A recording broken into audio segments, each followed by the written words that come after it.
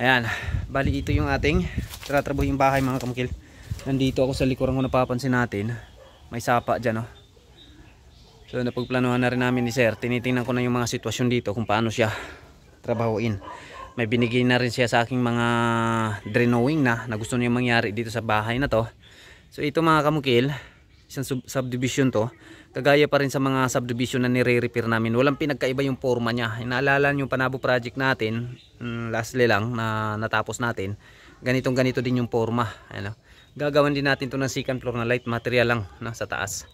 And then sa mga kamukil, shoutout kay ma'am na nasa ibang bansa. Nakabook na tayo sa buwan ng Mayo, no? May nakabook na sa atin. So yung hinahanap ko ngayon na matrabaho, ngayong buwan na to hanggang Mayo. Sana lang, no? May mga pinasahan na tayong nagpapakot, pinasa na natin yung mga nagpapakot sa atin, pero wala pa silang response mga kamukil. Balang araw tatawag din yan sa atin. Huwag lang tayong magmadali. Ito yung pinaka-forma nya, no? Bali malaki din tong papagawa ng second floor. Tapos dito sa loob ganun din mga kamukil, oh. Walang pinagkaiba. Panabo project natin, isang kwarto lang din.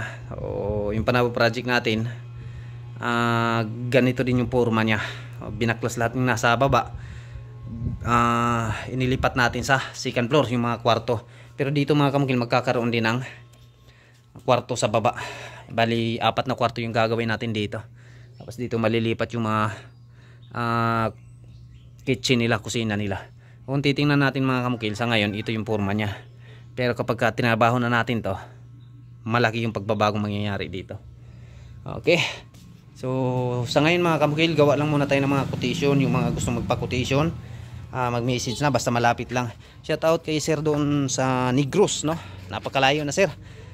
Shout out na lang kita. Talagang hindi ko na kayang puntahan yung area nyo. Ito yung pinaka-forma nyo mga kamukil, oh.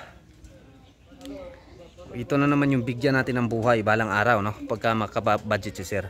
So bakit pa ginagawa ni sir na maaga pa nagpapakot na siya sa atin? Para mapag-ipunan niya ng mga kamukil. At siyempre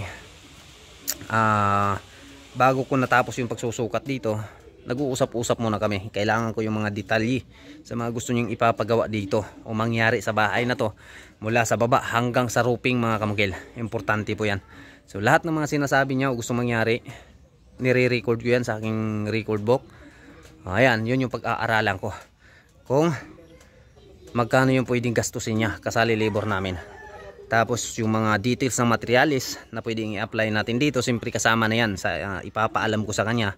At may mga katanungan din siya. So yun din yung gagawin nyo mga kamukila. Pag nagpapakot kayo ng bahay nyo, dapat huwag kayong uulang ng sa nagkukutisyon. Magtatanong din kayo kung ano yung mga disadvantage pagka ganyang klaseng materialis yung gagamitin, para ma-explain din sa inyo ni contractor, no? At isa sa pinaka-tip, bago magpagawa ng bahay, tingnan nyo muna yung mga gawa nila. Kailangan may pruweba kayo nga siya talaga yung gumagawa o sila talagang grupo na gumagawa, no? Hindi yung sabi-sabi lang, tinuturo-turo lang na si ano magaling yun yung kukunin nyo. Kailangan may pruweba para walang sisihan sa bandang huli. Okay? So ito na yung mangyayari. Ayan si sir. Sir, shout out sir, ah. Yan yung ating followers mga kumontak sa atin, no? So ito yung ating gagawa ng quotation.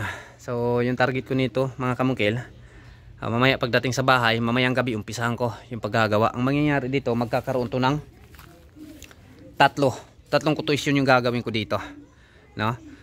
Unang-una, yung second floor niya hanggang kalahati lang nitong main na bahay. Tapos may canopy dito mangyayari sa pinaka exist na luti niya. Yung pangalawa mga kamukil, dahil dun firewall na dun, so gusto niya isagad dito yung second floor na mangyayari, isagad dyan. So yun yung pangalawang quotation natin, no? Tapos yung pangatlo, yung quotation ng roofing, kasi gusto niya may dalawang pinagpilian siya na forma, two-sided at saka one-sided. Yung one-sided mga kamukil with canopy yun sa pinakabalkoni niya. So yun yung nagiging tatlo yung quotation na gagawin natin dito. Alright, so hindi po madali kapag ganitong mga klaseng quotation yung ating gagawin. Kailangan matinding computation, pag-iisip. At siyempre kapag sa mga nangungontrata, huwag pilitin yung utak. Kapag medyo pagod na, higa, pahinga ng konti, no? Yun yung ginagawa ko kapag medyo hindi na kayanin ng isip ko mga kamungkil yung pagkukompute ng mga materialis. Pinapahinga ko muna yung aking isip, relax ng konti. Pagka nakaidlip ako ng konti, pagising hawak na naman ng ballpen, calculator, tinitingnan naman yung mga details sa mga gustong ipagawa ng may-ari, no? Huwag natin pilitin yung ating isip kapag hindi kaya. Right, thank you mga kamungkil, maraming salamat once again. Mongkel on the vlog.